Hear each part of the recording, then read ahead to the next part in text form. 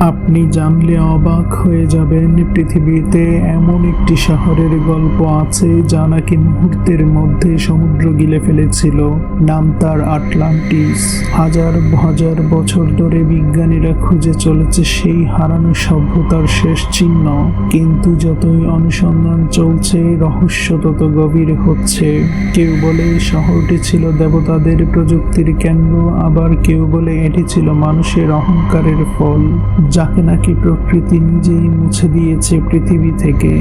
অদ্ভুত ব্যাপার হলো, সমুদ্রের তলদেশে পাওয়া যায় বিশাল প্রাচীন দেয়ালের মতো কাঠামো, গোলাকার শহরের নকশা, এমনকি অজানা ধাতুর টুকরো যা আজও পুরোপুরি ব্যাখ্যা করা যায় না। আর সবচেয়ে ভয়ঙ্কর তত্ত্ব, আটলান্টিস নাকি ডুবে যায়নি, বরং প্রযুক্তি সহ অলৌকিকভাবে অদৃশ্য হয়ে গেছে। তাহলে প্রশ্ন হলো, এই হারানো শহর কি সত্যি ছিল, নাকি মানব সভ্যতার সবচেয়ে বড় রহস্য এখনো সমুদ্রের অন্ধকারেই লুকিয়ে আছে?